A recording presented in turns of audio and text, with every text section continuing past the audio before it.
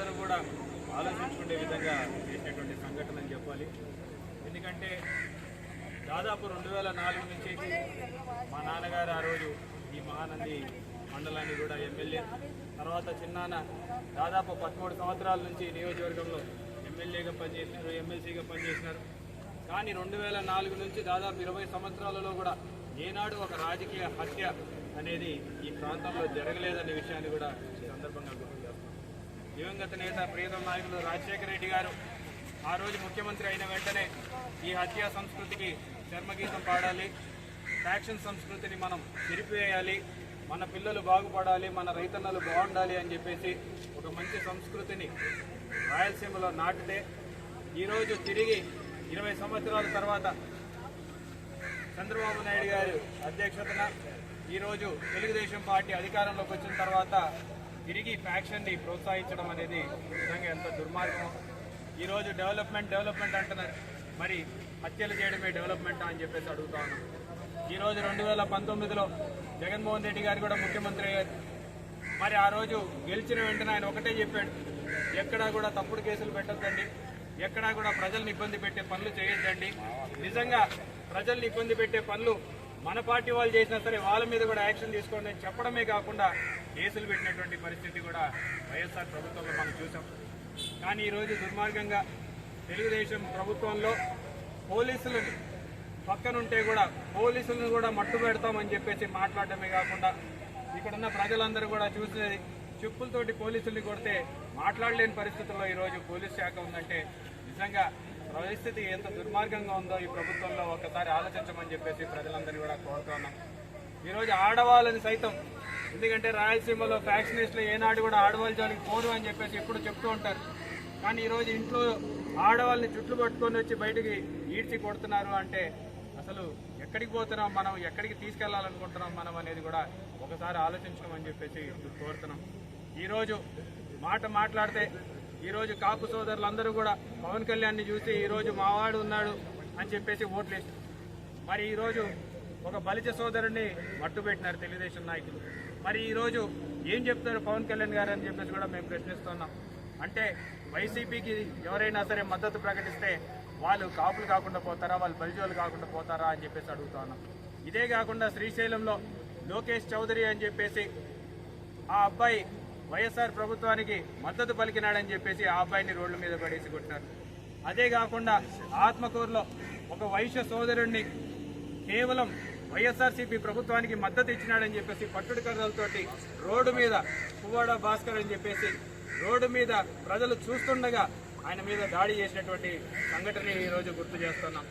ఇవే కాకుండా వాళ్ళ ఊర్లో ఎమ్మెల్యే గారి ఊర్లో గుడ్డ రాజశేఖర రెడ్డి గారి ఊర్లో వారికి ఆపోజిట్గా ఏజెంట్లుగా కూర్చున్నారని చెప్పేసి వాళ్ళ పొలాలు ఎవరు కూడా కౌలుకు తీసుకోకూడదు, వాళ్ళ పొలాల్లో ఎవరు కూడా పనులు చేయకూడదు అని చెప్పేసి కూడా చెప్పినారంటే పరిస్థితి ఎంత దుర్మార్గంగా ఉందో ఒకసారి ఆలోచించుకోవాలి.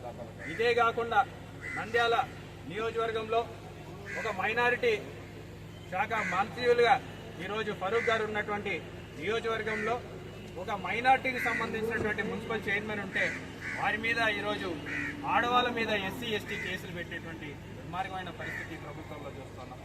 అదే కాకుండా ప్రభుత్వ స్థలాలు ఈరోజు కాంపౌండ్ వాళ్ళు కట్టేసి ప్రభుత్వ స్థలాల్ని కాపాడాలని చెప్పేసి వైఎస్ఆర్సీపీ ప్రభుత్వంలో మేము చేసినటువంటి ప్రయత్నాలను చూసి ఈరోజు ఆ ప్రభుత్వ స్థలాలని కూడా సొంత ఆస్తులు మాదిరిగా ఆ కాంపౌండ్ వాళ్ళు పగలగొడితే కనీసం అడగలేనటువంటి దీన స్థితిలో ఈరోజు తెలుగుదేశం ప్రభుత్వం ఉందని చెప్పడానికి కూడా మేము ఈరోజు తెలియజేసుకుంటాం. ప్రజలు ఆలోచించాలి, ఎవరికి ఓటేసాం, మనం ఓటేసింది దీనికోసమా, మనకి ఏం చెప్పి వాళ్ళు అధికారంలోకి వచ్చారు, మరి ఈరోజు అధికారంలోకి వచ్చిన తర్వాత ఏం చేస్తున్నారు, దీనికోసమా మనం ఓట్లు వేసింది అనేది కూడా ప్రజలు ఆలోచించుకోవాల్సినటువంటి పరిస్థితి. ఇంత దుర్మార్గంగా ప్రజల్ని భయపెట్టాలనుకోవడం నిజంగా వైఎస్ఆర్సీపీ ప్రభుత్వానికి వైఎస్ఆర్సీపీ పార్టీకి మద్దతు ఇవ్వడమే వీళ్ళు చేసినటువంటి తప్ప. మరి ఈ రకంగా చంపుకుంటూ పోవాలంటే ఈ రాష్ట్రంలో 40% మంది ప్రజల్ని మీరు మట్టు పెట్టాలనే విషయాన్ని మీరు గుర్తుపెట్టుకోండి. మరి మట్టు పెట్టాలని సిద్ధంగా ఉన్నారా? మట్టు పెట్టాలని చెప్పేసి ఆలోచనలు మీరు చేస్తూ ఉన్నారా? మరి నిజంగా ఒక్కసారి కానీ మేము ఇక్కడ ఓపికతోటి ఎంతో రోజులుగా ఆలోచిస్తున్నాం.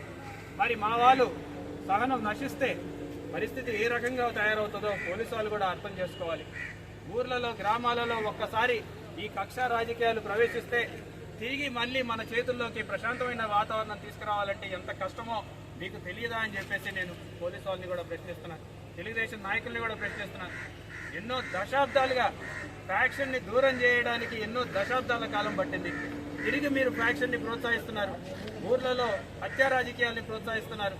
అంటే మళ్ళీ తిరిగి ఆటవిక రాజ్యానికి మనం పోదామా? మన ఆంధ్ర రాష్ట్రాన్ని పురోగతి వైపు తీసుకెళ్తానని చెప్పేసి ఈరోజు అధోగతి పాలు చేయడం న్యాయమా అని చెప్పేసి ఈరోజు మేము ప్రశ్నిస్తున్నాం. ఆలోచించుకోవాలి. తెలుగుదేశం నాయకులు కూడా బయటికి ఒక మాట, లోపల ఒక మాట మాట్లాడుతున్నారు. భూమి ఎప్పుడు గుండ్రంగానే ఉంటుంది, ఈ రోజు ఉన్నటువంటి పరిస్థితి ఎల్లప్పుడూ ఇలాగే ఉండదనే విషయాన్ని కూడా మీరు గుర్తుపెట్టుకోవాలి.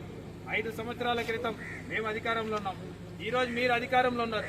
5 సంవత్సరాలలో మేము అభివృద్ధిలో ఏమేం చేశామనేది మేము చెప్పుకోగలుగుతున్నాం, ఎడ్యుకేషన్లో కానీ హెల్త్లో కానీ. కానీ మీరేం చెప్పుకుంటారు? ఈ 5 సంవత్సరాలు ఏం చేయాలనుకుంటున్నారు? రాష్ట్రాన్ని వెనక్కి తీసుకెళ్లాలన్నమాట రావణ కాష్టంగా చేసే పరిస్థితిలో ఈరోజు మీరు దుర్మార్గంగా ప్రవర్తిస్తున్నారు. ప్రజలకు కూడా ఓపిక అనేది ఉంటుంది, హద్దు అనేది ఉంటుంది. ఒక్కసారి ఆ హద్దు కానీ ఆ ఓపిక కానీ హద్దులు దాటితే మాత్రం తప్పకుండా పర్యవసనాలు ఉంటాయి. ఎవరు కూడా చూస్తూ కూర్చోలేరు, ఎల్లకాలం కూడా ఓపికగా కూర్చొని చేతులు ముడుచుకొని ఉండలేరు అనే విషయాన్ని కూడా గుర్తుపెట్టుకోవాలి. ఒకవేళ ఈ గ్రామంలో కూడా ఇంకా కొంతమందిని మట్టు పెట్టాలని చెప్పేసి ప్రయత్నాలు చేస్తున్నారని చెప్పేసి కూడా పోలీసు వాళ్ళకు కూడా తెలియజేస్తున్నాం.